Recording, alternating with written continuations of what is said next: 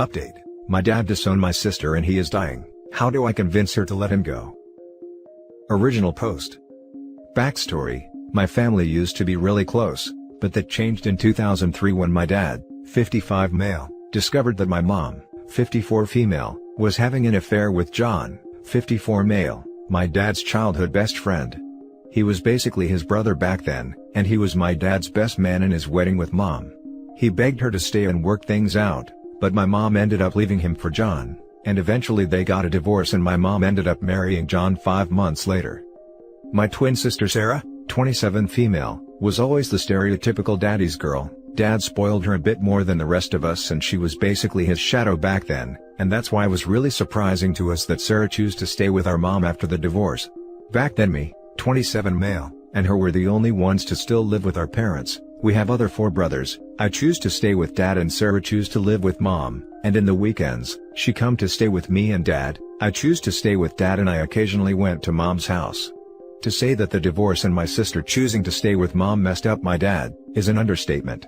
He tried to act like he was okay in front of us, but every single weekday for the year following the divorce, I could hear him cry himself to sleep. After the divorce, the relationship between Sarah and dad didn't change that much. He started to spoil her a bit more than the usual and still remained the usual super dad, showing up in every parent-teacher conference, ballet recitals and soccer matches, and being the most present dad possible. Things started to change when she suddenly changed her mind about med school. Our dad is a surgeon, and she always said that she wanted to follow his steps, but mom and John ended up pressuring her to change her career path to become a lawyer. Mom and John are both lawyers. During her studies, John started mentoring her and they become really close. After she finished her education, he got her a job at his law firm. Onto the issue, in 2017 Sarah got married. My dad was absolutely thrilled about her wedding. He gave Sarah a blank check for her dream wedding. To be fair, he did this to all of us. He really liked weddings. But in Sarah's case, he was really excited because she is his only daughter and I always remembered him talking about walking her down the aisle. Like every wedding that we went to, he always said to her that he couldn't wait for the day to walk down his little girl down the aisle.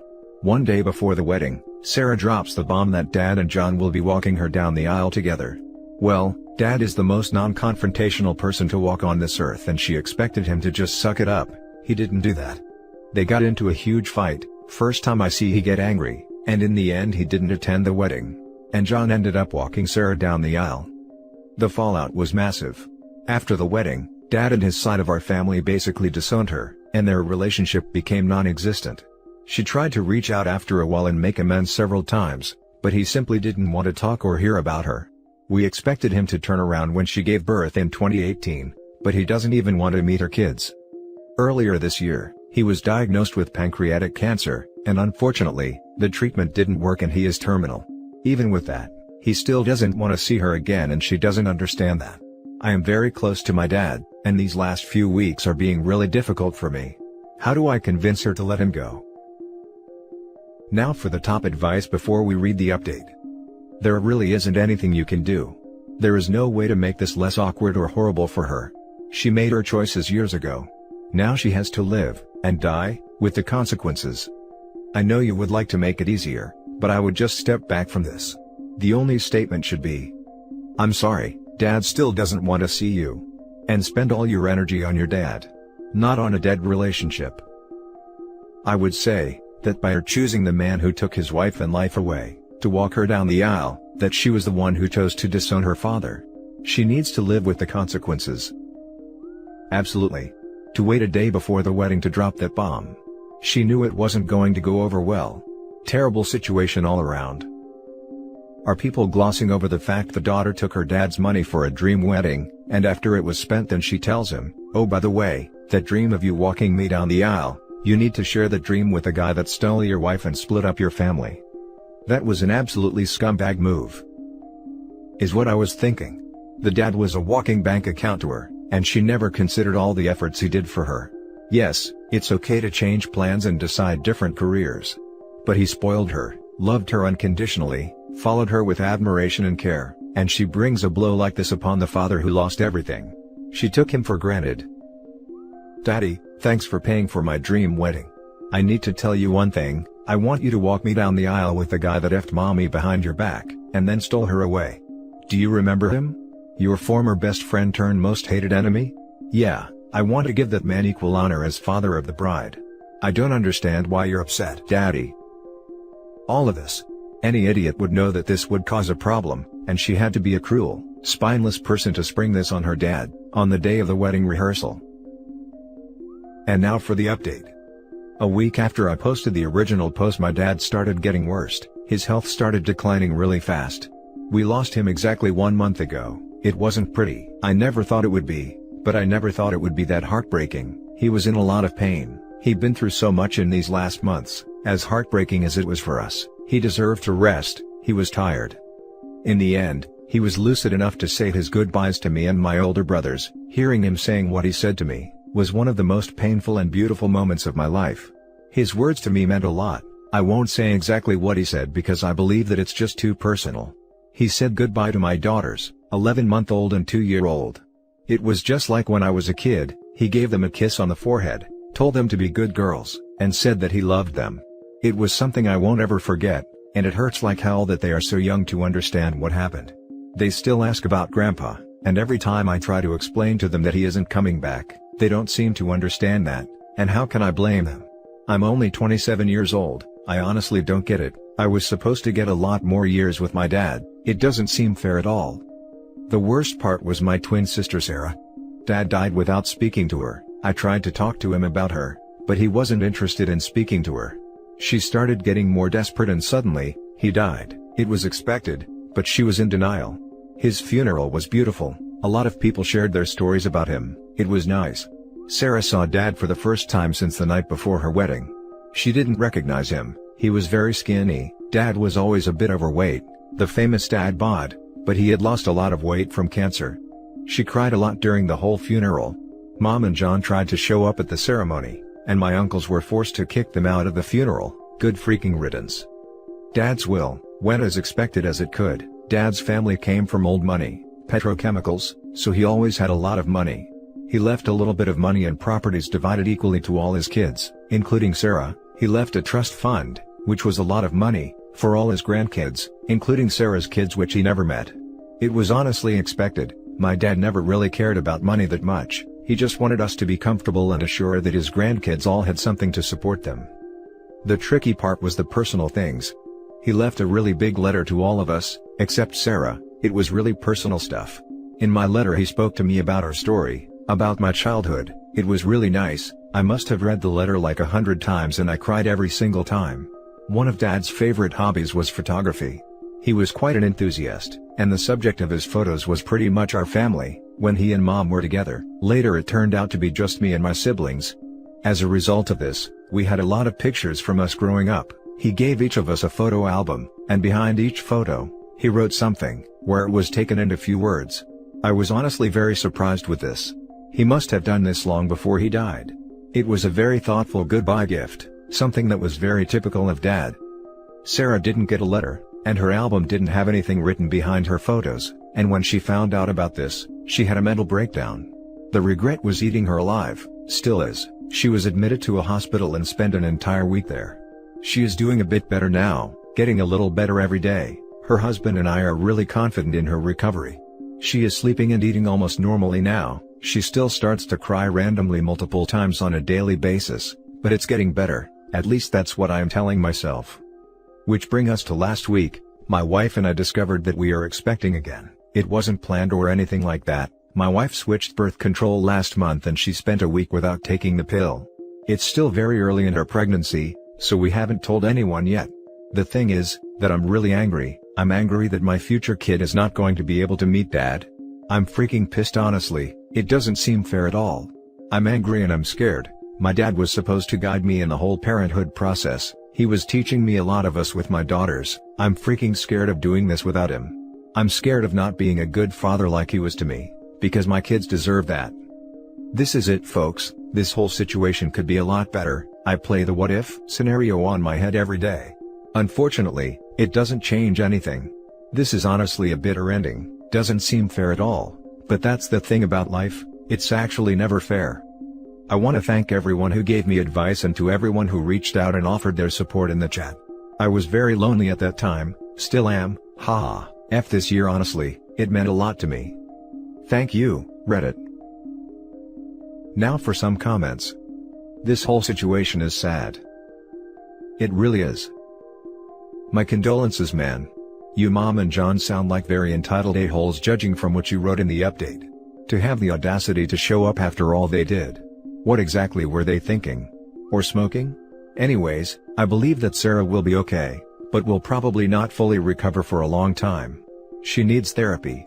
And you and your family have to focus on your own healing at the moment. Oh, and congrats on the new baby/babies. Tell them about their grandpa one day. I read your last post. Your dad sounded like a genuinely good person who fell for the wrong kind of woman, and this tribute post by you makes me sound even better. I can only imagine how bad you feel. My condolences. Honestly, your mom and John, having the nerve to show up at his funeral after everything they did. Goddamn narcissists. It's unfortunate that your sister never got to reconcile with your dad.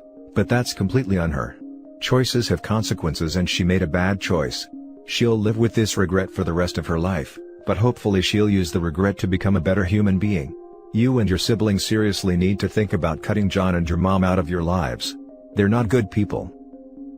It's extremely sad that in the end your sister will have to live with her guilt for the rest of her life, and she couldn't even make it right with him before he passed. Honestly, I really don't know much else to say other than advise your sister to go to therapy to cope. But I don't think she'll ever forgive herself for what she did. She should feel guilty, and I am glad his dad never gave in. Now she will know the misery that he felt when she told him he was going to walk her down the aisle with John, and she will feel that for the rest of her life, which she deserves. Now for the last story. I, 37 male, have a biological child who I've never seen, 17 female, wanting to make contact which I don't want, but my family does. What should I do here? When I was 19, I was violated by an older colleague, 34 female, after a works night out and she got pregnant. It didn't go anywhere legally, as it was my word against hers and she had the kid. Sadly, as there's no proof it wasn't consensual, I had to pay child maintenance until it was 16. Obviously, as it was a product of what happened to me, I wanted nothing to do with it. Told her to raise her unwanted baby herself. The woman died, not sorry about it, a couple of years back, and I've not heard anything about the kid since, so I had no idea what was going on other than my maintenance stopping. Which was a relief, because I finally felt like a millstone had been lifted from around my neck. Because of what happened, I never have been in relationships because of the issues it's caused me, and I haven't got any kids or anything like that, so I feel like I can start living a bit. Brought down to earth a bit last month, when my mom said the kid got in touch with her on social media, and asked about me/my family, and told them she was living with her grandparents herself after her mom died, until they both died themselves, so she doesn't have anyone now. Now my mom is one of these people with a massive soft spot for kids/young people, so feels sorry for her. I told her I don't feel comfortable with her being in touch with us and I want nothing to do with her, so keep her away from me. She seemed upset, but I thought she accepted it. I will say, through it all, my parents have been an absolute rock. They were some of the only people to support me, and I couldn't have done it without them. So, I was talking to my mom at the weekend, and she admitted to me that she's not only kept in touch with the kid, but she had met them the week before, and they didn't tell me. Basically, they feel really bad for her, because of the life she's had and are starting to enjoy her being in their life. Not only that, she's been asking about me and what happened, and wants to meet me to talk and ask me questions. Obviously, I'm upset about it. I not only had to go for going against my wishes, but for betraying my trust like that. She said it's hard for her and my dad because of the way I've been, never had any kids or anything. They have always been sad that they'll never have a grandchild, and this may be their only chance. She also told me she thinks I'm being out of order, taking it out on an innocent child who didn't ask for this, and could at least meet her to talk. I've said no, and not spoken since, which is hard because I normally ring my folks twice a day, and my mom keeps on trying to ring me. I don't know what to do. Reddit. I obviously don't want to be cruel, but that kid is a reminder of what happened to me, and I am just angry she's coming back into my life now when I thought it could be over. And how could my parents do this to me when they know how I feel? As it stands, I have no desire to meet her, and don't see the good that could come from it. But I don't want to lose my parents either. What should I do? Now for the top advice. I'm sorry for what you've been through all those years ago, and I'm more sorry that you've suffered all these years since. Have you ever been to therapy to help you cope with what happened to you, and begin to heal? I have, but I don't think it's really helped me so far, so I abandoned it. Go to a therapist that specifically works with trauma. It is a special training that many don't have. There are bad therapists and good therapists. Find one that works for you. There is no need to be a prisoner for the rest of your life over this. That's just how I've felt all these years, but never been able to put it into words. Thank you. I think you need to go to counseling to practice enforcing strong boundaries if you want to maintain a relationship with your family. You did not want that child, you did what you had to do by paying child support. It's sad that she lost her mom and now wants to meet you. You may be biologically related to her, but you are not her dad, and you made it clear right from the beginning. You are not the bad person here. This is just an unfortunate situation for everyone involved. Doesn't change the fact that there's an innocent 17-year-old girl with no family whatsoever. OP doesn't have to be a father figure to this child, but she's still a biological offspring of her grandparents, and it's not fair to tell them they cannot help this girl out of a terrible situation. Is it OP's responsibility? No. Would it be easier to forget she existed? Yes. Does it change the fact that she does exist?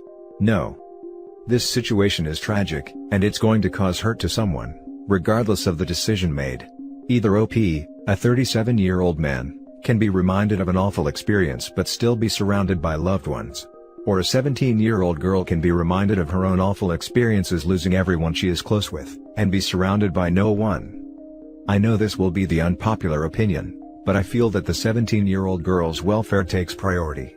He doesn't have to be in his daughter's life, but he can't ask his parents to ignore this girl after she has reached out to them. I think it's likely the girl has no idea how she was conceived. It would make the most sense to me for your mother to tell her. If she can understand why you don't want to see her, it will help her to respect your boundaries. At the same time, as far as your parents are concerned, this is a minor blood relative that needs help, who is technically their son's child. I don't see a person who has compassion being able to turn her away. At the same time too, it's absolutely inappropriate for her to force a relationship between you two. If she persists, don't speak to her. Edit. So, I spoke to my mom today. She's still insistent on having a relationship with her. I said she can, but tell her I do not want to meet her at all, and won't do it all. Would you believe my folks are actually intending on her coming over and having Christmas dinner with us? I basically said if they do that, I'm not going. Important edit. I get people disagreeing with my parents' actions, but do not be disrespectful of them or call them names please. Despite this, they're wonderful people and were the only people who have ever had my back throughout. Thank you.